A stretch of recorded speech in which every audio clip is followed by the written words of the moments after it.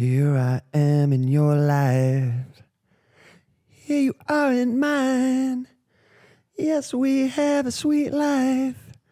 Most of the time, you and me, we got the world to see, so come on down. Just me and you know what to do, so come on down. It's you and me and you, we got the whole thing to ourselves. Me and you, we got it all to do, so come on down. This is a sweet life. We've got a sweet life. The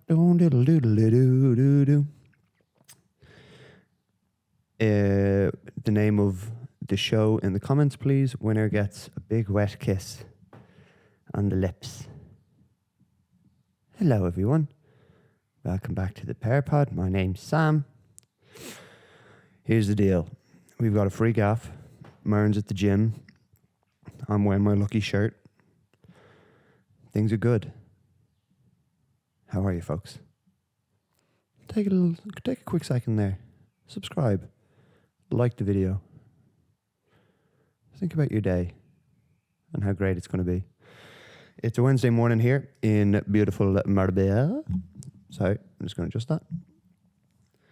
We have I have a very exciting week this week. I'm travelling home to Dublin on Saturday for the day to film the band Don't Tell Mum, which is an indie rock band full of all my mates. So they're headlining their first show in Whelans on Saturday night, which is fucking remarkable. So I'm flying back for 24 hours. We're documenting the event, having a few scoopings, I'd say, and we will head home. But yeah, thank you all for the support on the last episode. Anyone who hasn't seen the last episode's on about 350 views on YouTube or something, which is fucking crazy. I guess that topic or the Brendan Schaub topic is hot right now. But a lot of people were, I guess a lot of like the hate train were coming over to see what I said. But it was nothing that wasn't fair. I don't think I dug into him, like, personally. I think he just had a shot at his comedy a little bit. Is anyone else generally stiff? I didn't put enough effort, like, I played a lot of sport when I was younger, but I didn't put enough emphasis on stretching. And now, man, I'm just, like, trying to make up for lost time because my fucking, like, hip flexor, my left hip flexor needs to be stretched. And I need to fucking figure that shit out. That and my lower back, man. It's just stiff and needs regular maintenance. If you're watching the audio only, Sam, you're an idiot. This is why everyone hates you. If you're listening to the audio only, consider coming across to the YouTube episode and seeing my shirt. This shirt has been all around the world. It has seen many cultures. It's seen the darkest times, the best times. And I was the leopard print or cheetah print guy for a while. I still am. And only now does this actually fit me the way I'd like it to. So sadly, the shirt was retired long ago. Back when the Mern era began, the shirt was retired. But it was a killer. It was a killer. Ironically, the leopard print was the hunter, not the hunted. Sounds awful. It's more of a weapon of choice. Not that we're hurting these women. No one's hurting these women. You know. Oh man. Why would they be in any danger? You know, because we're gonna bring them out in the boat, get them all tipsy topside, and then bring them down below deck and. What are they going to do? A big, scary ocean. What are they going to do? Say no? Because of the implications. Well, what's the implication? Well, they could be, You know, the implication that, you know, if you don't do what I say, then you're going to hurt them. No, no one's going to hurt you. Who's going to hurt these women? Sorry, I'm getting confused. Shout out, It's Always Sunny. One moment, I'm just going to digest some liquid. Remember that? Some guy commented on the last podcast saying, oh, I can't listen to this guy ramble. Sorry, Keith, right? But that's all a fucking podcast is, mate. So I watched the new Rooney documentary, right? My brother was over last week and he was like, you got to give it a watch at some point. So, like, I grew up in the Rooney era. I was actually at Old Trafford when he scored that volley against Newcastle. And, geez, that was some day. That was when Shearer scored. Then fucking Wes Brown. Up you get, Wes. Nut that. And he nuts one in for 1-1. And then Rooney's like, I think he gets tackled at the halfway line. He just gets the ball away. And he's given the ref, like, dog's abuse about the challenge. And then the ball like just pops up for him. He just turns, blames it, top bins. Oh, man. I remember, I can see it now in my head. I remember him hitting it. Fuck, man, it was nuts. And, but in the documentary, man, I didn't even realise. I guess I remember all the moments, like the big moments, like the Ronaldo, like, or the stamp on Carvalho when Ronaldo gets involved. I remember like his injury, going into like the World Cups and stuff. But I don't think I was into football enough to like, I always thought Henry was better. And I'm a United fan. I just loved the way Henry played. But looking back now at Rooney's stats and all, but he was a bit of a scallion. A bit of a scallywag. And like, I didn't even realise at the time, like to have such a talent at 17 and then go from Liverpool or like being scouts to United. That's like Stevie G going to United, you know, at 17. And obviously it was the right decision and all that shit, but I just didn't realise there was all the drama behind it. Fuck, you're making that much cash at that age, like you come from nothing, it's tough. But it's a good documentary, man, but like, I felt bad for Colleen a little bit because I think it happened a couple of times. You know, that he got caught for. Probably happened. Anyway, I don't know. Maybe it did.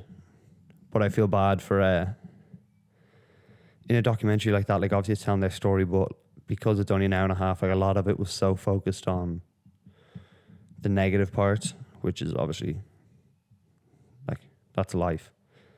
But just, I'd say for Colleen, it was like, yeah, talk about the football and then how many times he was doing the dirt on you. So, but I hope it did well for him. I actually I thought it was well made and all that, but it's just sad at how like focused on the bad stuff it was. But listen, hey, still go down as a Premier League legend and all those bits, but it was great to see. I didn't realize how fiery. Obviously, I knew he was fiery, but seeing like when he was like, I went into that Chelsea game with massive studs on, I want to hurt someone and all that shit. Like, I love that because I was like that when I played. I had that mentality playing sports. Like, I hate to lose. Now I play to win. I just didn't have the same ability. Gnarly fucking. I was a good centre back now. High. Bit of height on me. Liked a bit of the high ball. I remember I was playing football once. The problem with football is, like at about 14, I was a bit of a bitch. And I remember I tackled this lad, lovely tackle, went in sliding, nothing dirty, legal. Could have eaten your dinner off it. And this lad goes, "You won't fucking break your legs, mate." And I was like, oh. And he's like, "Watch next time you go for the ball." And then I went for one after and he just came straight and studs up going for my leg and the ref like free kick. And I was like, man, this guy's going to try and break my fucking legs. And then I faked an injury. Went off. "Downey, me hammy, mate. It's got me hammer." Okay, all right, get him off. And my coach went like, "You can't be afraid of these guys." "I was going to break my leg though." Tony, please, he's going to break my fucking leg. I'm going to Wesley College on Monday. I can't. It's crazy bastard. Don't be afraid of these guys. Inch by inch. I don't know what to say, really. Any of those speeches would have gone down well. But yeah, man, I liked football. Scored a few goals from the old corner. Get him up there in the corners now. Even when we were in Canada, we played a little kickabout with odds or quads, and a few of the lads we know from Dublin. We played a game of football, and the standard's obviously good because a lot of those lads played like a good level. And anyway, Quads was like, "Per, I'm gonna swing a corner in here," and me and Quads is just it's there's a little mind mapping. We're one when it comes to football. And I was like, Rob, in my mind mapping, I was like, Rob, put that ball there. Just the front post there. There's only a little fella at the front. I'm going to pip him to the post. Pip to the post. I'm going to catch that in my forehead. I'm going to put it into the far corner there. And then almost like magic.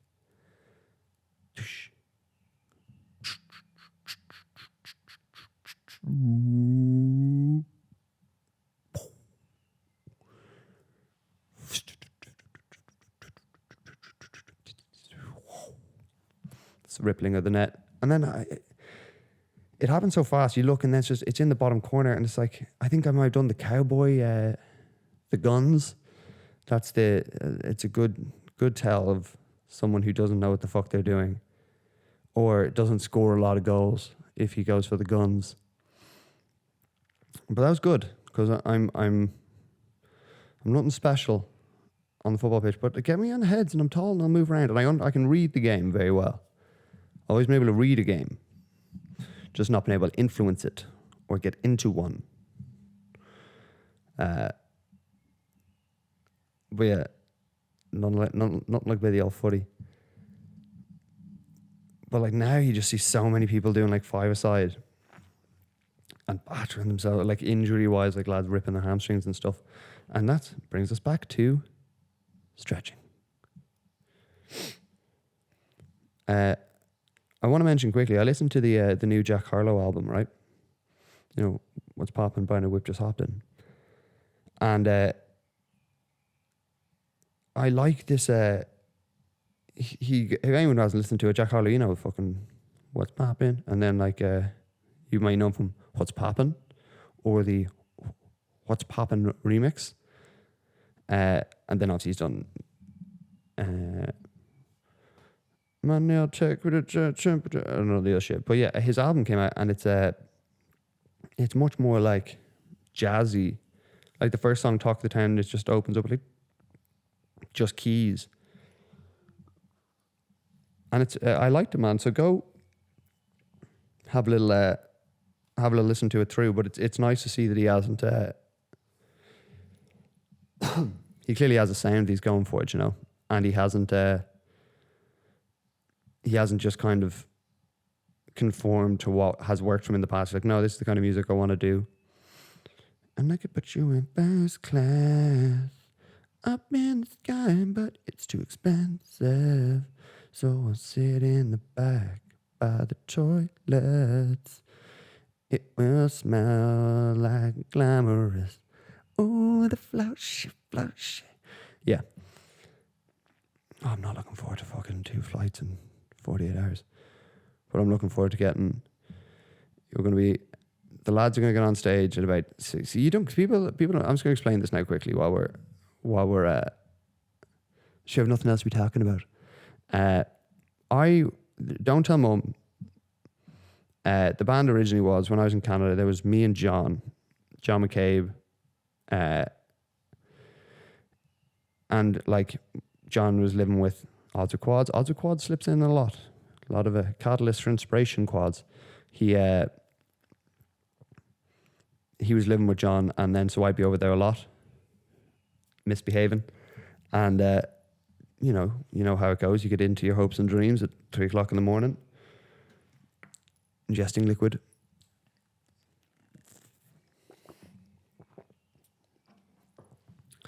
And John be like, oh man, I'm going to go home, I'm going to start a band. And you know the fucking crack. How many people have heard that story, have heard someone say that to them, you know? But John's always been very musical, and like it's been something he's talked about a lot. So we go back and we start gathering up, or he starts putting together like a band that he can. He's struggling to find people, but he does find Jake, who is the lead guitarist now. So myself, Quads, go out to one of their rehearsals just to shoot some video stuff. This might be a year after Canada, maybe, or like 6 months since we all got back. And we meet Jake, and I'm like, we shoot some stuff, and they're like, we need a drummer. Can't get a consistent drummer, can't get a consistent bassist. People are, you know, bailing, all that kind of shit. And now, fast forward, we have our friend Johnny Roberts. Everyone in the band's name starts with J, by the way. Just hilarious. Johnny Roberts is a drummer. He used to like, when he was in school with us, and we'd like, he always would talk about his drumming. We saw videos of him drumming and stuff, and he's fucking class. But was never in a band, just did it for like recreation, I think. And we were like, I remember one day we were at Andy Walsh, my cousin, my blood. We were at his stag do, and I was showing a video that I'd taken of John and Jake doing a little bit of video. This is before Don't Tell Mum. It wasn't anything at this point. And I remember being like, Johnny, you should go in and drum with them and see how that goes. And they did. And like a piece of toasted jam, it went together. And then fast forward, Jordan is added, and Don't Tell Mum is born. But at that point, like, there's nothing, you know, they're nothing. They have no music. They need to fucking build it. This is the start. So we do a couple of covers, or they do a couple of covers, and I like film it. We put some videos out. We bring John on the podcast. We shoot 2 music videos. We shoot the Camelot live gig where they did a live show. If you haven't seen that, watch that. It's Don't Tell Mum live at Camelot Studios.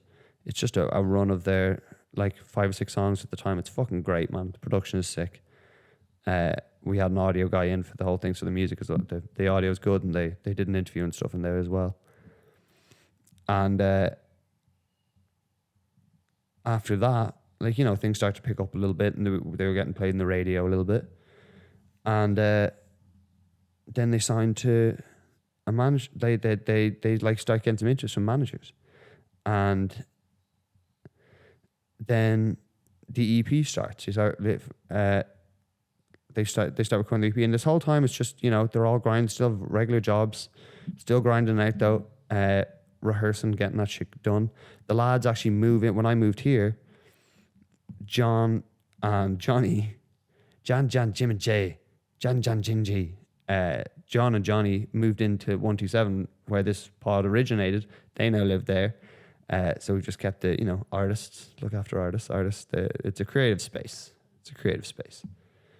And now they live there, and they just, you know, they're grinding out and trying to get music going. Now they're, you know, this week they're releasing the 2nd song on their EP, and they're playing headline in Whelans to a sold out show on Saturday night in the heart of Dublin. And, you know, John talked about this, like, he was like, oh man, we're going to do gigs. This is going to be my job. I'm going to make, you know, this is going to be what I do for work. And sure enough, you know, they're not there yet, but this will be a big step forward, and I'm going to make them a fucking, you know, the fact that I get to document it and have an opportunity to, you know, immortalize this night is unreal, man. And I'm going to do my very best to do it justice. But I know all their songs, and I'm going to be, you know, I'm going to be fucking crying. Who'd have known ooh.